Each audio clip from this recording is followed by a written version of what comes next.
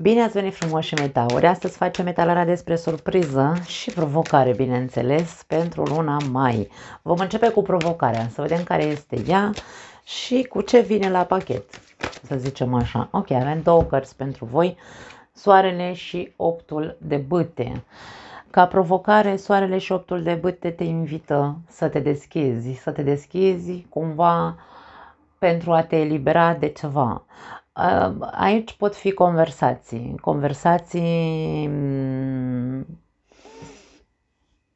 ca și cum ești provocat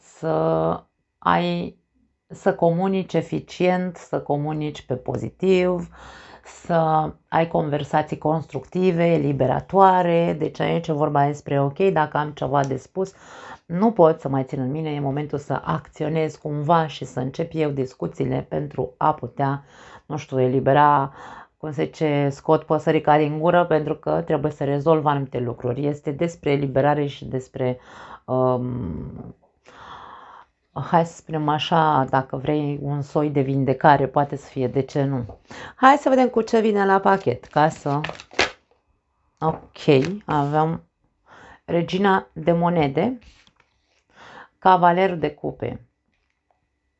Poate fi vorba despre conversații pe care să le ai ori cu un partener de viață, fie el femeie, bărbat, nu contează, și despre partea emoțională, despre ce se întâmplă între voi din punct de vedere emoțional, pentru că aici există cumva hai să o numim răceală dacă vrei, pentru că aceste două persoane sunt spate în spate.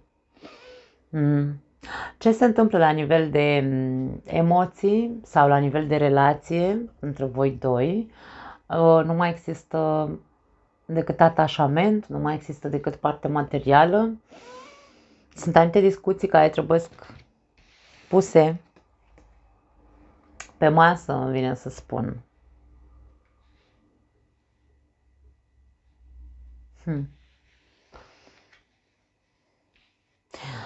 Dacă nu vorbim despre un partener de viață, poate fi vorba despre o persoană cu care tu ai de rezolvat niște lucruri. Că e mama, că e un frate, că e, nu știu, trebuie să ajungi cumva la un pact. Există nevoia sau provocarea este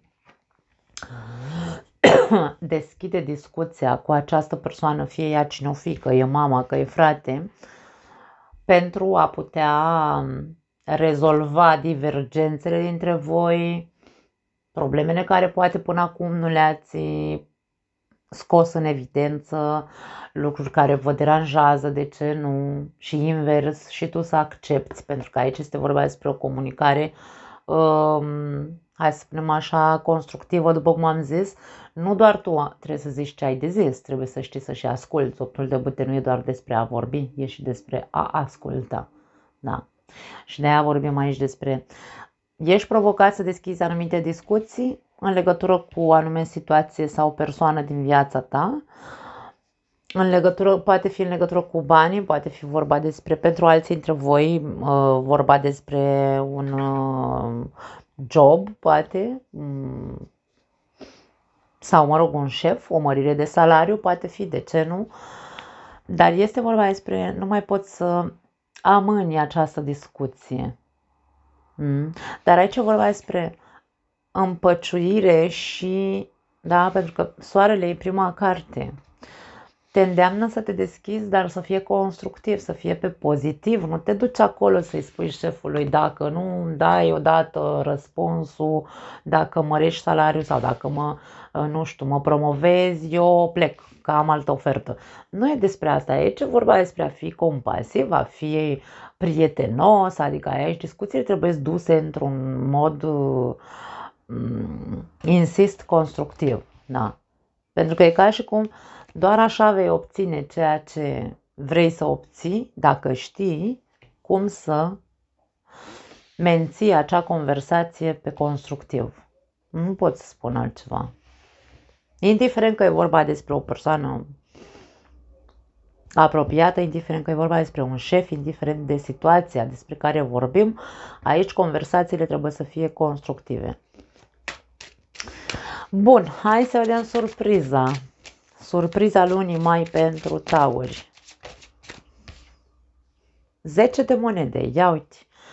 10 de monede poate fi orice, poate fi din nou stabilitate din punct de vedere financiar, poate fi câștig sau câștiguri pot fi, poate fi voie bună și îndestulare acasă. Deci aici vorbim despre, este cartea familiei căreia nu-i lipsește absolut nimic. Surpriza este pe parte de clan, surpriza este pe parte de câștiguri și așa mai departe. Deci pozitiv și aici. Hai să vedem cu ce vine surpriza la pachet sau dacă nu este... Atenție că n-am zis aici, pentru că aici, vezi, eu cândva în ultima perioadă am schimbat, între ghilimele am schimbat această secțiune în loc de provocare, i-am schimbat titlul ca fiind la ce trebuie să fii atent în această perioadă.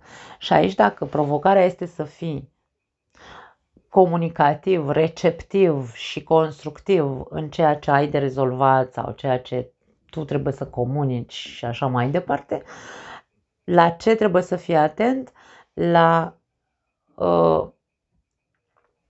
energia potentă pe care o ai, pentru că soarele vine cu foarte mare energie și e adevărat că tu aici țintești foarte sus și e adevărat că tu aici probabil că ai anumite intenții de creștere. De-aia vorbim despre comunicare constructivă, însă trebuie să fii atent la energia asta de zvâc. Soarele este o carte pozitivă, însă dacă ne gândim la arhetipul solar sau, mă rog, te uiți pe cer, vezi soarele, nu poți să te uiți la el, te dor ochii, îți distrugi ochii sau poate aduce căldură, dar pe negativ, cartea soarelui pe negativ înseamnă foarte mult ego sau înseamnă pârjolire. Tot ceea ce ai de zis să nu pârjolească, fii atent la atitudinea ta, dacă este egoică. Deci aici se înțelege, nu? Ce vor să ne spună aceste cărți. Surpriza sau de ce lucru ar trebui să te bucuri mai mult în această perioadă și aici avem 10 de monede. Surpriza este una plăcută, este una de căldură, de tot ce am zis mai devreme, însă dacă vorbim de ce lucru ar trebui să te bucuri mai mult, bucură-te mai mult de familie în această perioadă. Da? De cei dragi, nu neapărat familia, copiii sau soția sau soțul, nu, de toți. Tot ce înseamnă familie pentru tine, pentru că până și prietenii foarte apropiați și foarte buni de-ai noștri, care cu adevărat îi putem numi prieteni, da? Sunt parte din același clan, din aceeași familie, să spunem așa. Bucură-te mai mult de socializare și așa mai departe. Avem asul de cupe care a vrut să sară, poftim. Dacă tu ajungi să te deschizi și să fii comunicativ și să rezolvi lucruri în viața ta, surpriza este una foarte plăcută pentru că aduce echilibru, aduce iubire, aduce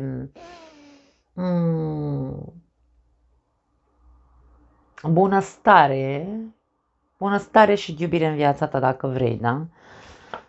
Ia uite ce frumos, 5 de cupe și mai vreau încă o carte.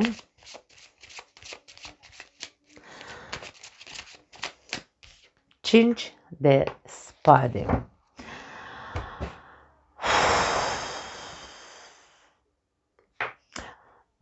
Nu știu de ce se leagă etalările astea între ele. Atât provocarea cât și surpriza se leagă mai întotdeauna între ele.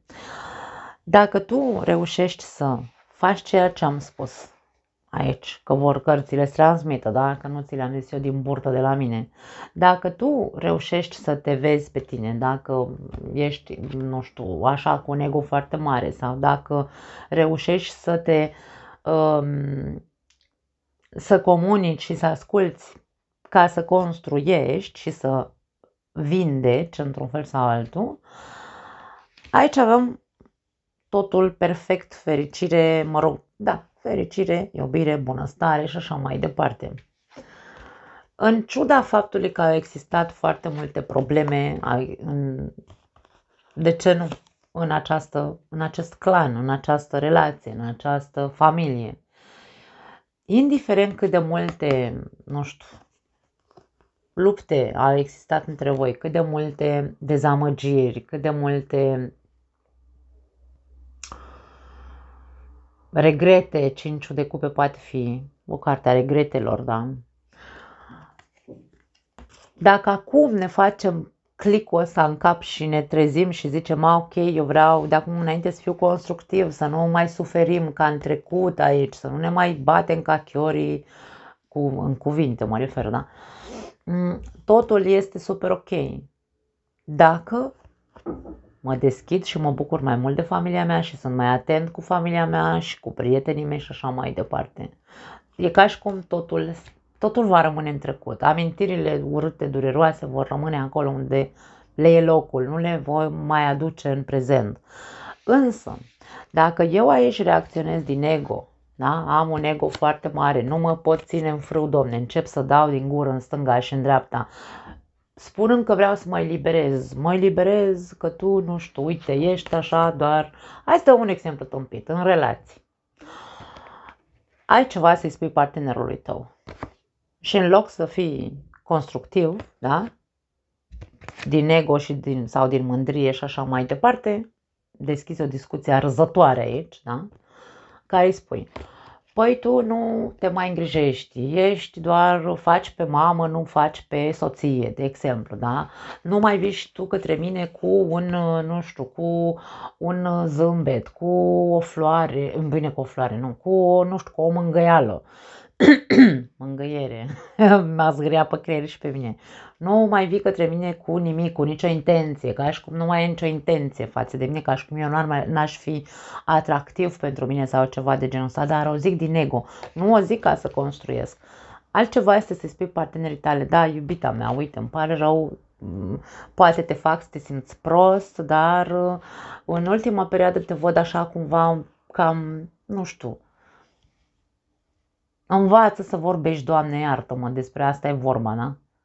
Și fii tu cel care dă un exemplu. Du-te tu către ea și spune, hai să te scot în oraș, că numai la Cratița ai stat în ultimile luni, da? Nu te duci așa ca berbecul și îi spui, păi tu nu vezi că miroși numai a ciorbă sau a tocană? Nu e despre ce vorbim, da? Adică, hai să fim conștienți, soarele reprezintă conștiința noastră. Conștienți de actele și vorbele care le scoatem din gură. Pot părea cărți foarte pozitive, însă când le iei pe negativ și te duci acolo cu orgoliu în fața soției, de exemplu, dai cu buta în baltă, nu ai nicio șansă să câștigi. Și aici ce facem? Ce vedem aici? Dezamăgire, tristețe și umilire, într-un fel sau altul, umilință. Poți să ajungi să-ți umilești femeia de lângă tine, de exemplu, sau invers și femeile bărbaților, da? Și să îl faci pe ăla din om neom doar pentru că ai tu așa un dita mai ego de numai și de tine. Și de-aia este despre asta. Surpriza are legătură cu familia ta și are legătură cu partea sentimentală, cu blândețea, cu iubirea. Așadar, vrei război și, nu știu, lupte ca în trecut, dezamăgiri și umiliri sau umilințe? Sau vrei pace și liniște și vindecare?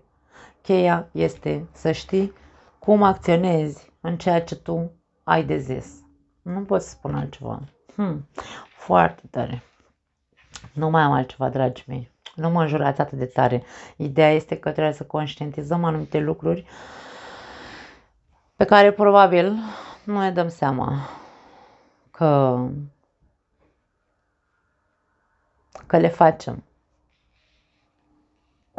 Poate mulți dintre voi o să vă întrebați, ce vede asta, mă, negativ în combinația asta? Soarele și 8 de bâte, toată lumea vorbește despre ele ca fiind energii minunate. Sunt energii minunate, bineînțeles, dar aici vorbim despre provocare sau la ce ar trebui să fii atent. Depinde de contextul în care tu pui întrebarea și dacă îți iese o combinație pozitivă pe o întrebare de avertizare, atunci n-ai cum, eu ce pot să zic, la ce ar trebui să fii atent? Fii atent că vine către tine o, nu știu, o veste minunată care are legătură cu, nu știu, mama ta sau cu, nu știu, partea financiară, vin vești minunate către tine, vei primi o grămadă de oferte de la distanță, e o provocare, oameni buni, de-aia de multe ori toate etalările pe care eu le fac par că sunt negative, dar nu sunt negative, sunt educative, dacă vrem să le numim într-un fel sau altul.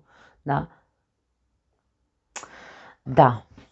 Nu mă scuz, da? Deci nu e o scuză ceea ce încerc să explic aici. Este modul în care eu am structurat acest canal, pentru că nu e despre hai să fie totul wow, ce frumoasă e viața și să vorbim ca să strângem abonați pe canal. Nu. Da, aici facem treabă. Dacă facem, cine nu vrea să stea pe canalul ăsta, să nu stea, că nu e nicio problemă. Ok, nu mai am altceva acum pentru voi. Vă pup cu adevărat și ne vedem, bineînțeles, dacă vreți, data viitoare. Ciao!